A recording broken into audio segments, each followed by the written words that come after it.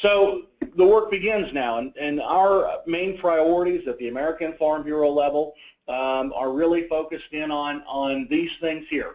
The top one is regulatory reform, and this goes as minor, as simply extending or having comment periods that are longer, all the way down to in-depth things to try to prevent executive agencies from enacting legislation or enacting regulations, having Congress approve regulations, and everything in between there. So we're going to really continue to push this. The Congress has made this a top priority. The administration has made this a top priority. And so we are definitely focused there on regulatory reform. And that also includes getting rid of regulations that we don't like. The individual regulations moving forward. The administration, the new administration has made it clear that WOTUS is in their crosshairs. Greenhouse gas regulations are in their crosshairs, and so we're definitely supportive of those, and we're hopeful that the administration will bring a little bit more in the way of common sense to how regulations come out of EPA and what that looks like. Healthcare is next, and I have that labeled as reform. Because some significant changes I think are in store when you look there. One of the first executive orders that the president signed essentially had the executive branch of government no longer enforcing the specific sections of the law in which they enforce, the individual mandate being one of them. That action probably doesn't, do a ton in terms of getting rid of it. That's going to have to come from Congress, and a replacement plan is in the works. You had some Republican leaders this week unveil a plan. It's kind of a piecemeal thing, definitely not an all-inclusive type approach, but some smaller things to maybe get the ball rolling. There's no doubt that Obamacare, Affordable Care Act, whatever you want to call it, expanded coverage. That is definitely something that it did. But as you all know, and as we highlighted before this law was passed, it has definitely increased cost.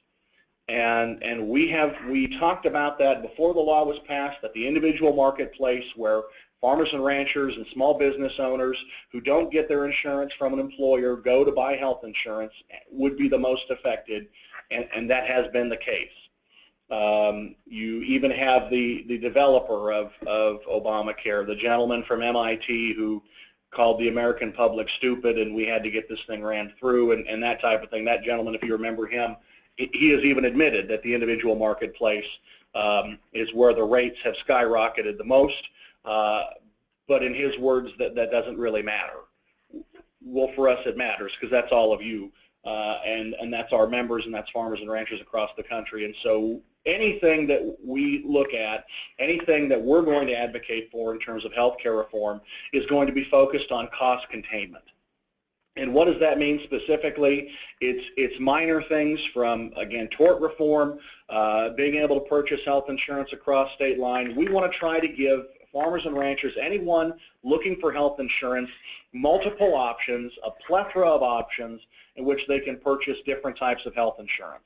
Whether that be just a high-risk category, younger folks who don't go to the doctor very often and just want to buy basic, catastrophic type coverages, we want to make sure those types of options are available. If producers or anyone else wants to buy something that includes anything and everything and they are willing to pay for that, we want to make sure those options are available too. So providing options, controlling costs, those are our big things on health care reform. Tax code reform, another big thing for us. I won't get into specifics here.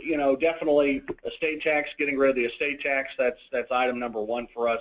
Republicans have been talking about tax code reform for a while. That includes individual taxes, income taxes, all the way to corporate taxes. And the talk is always make the tax flatter, remove a lot of exemptions and reduce rates. And that's fine to an extent.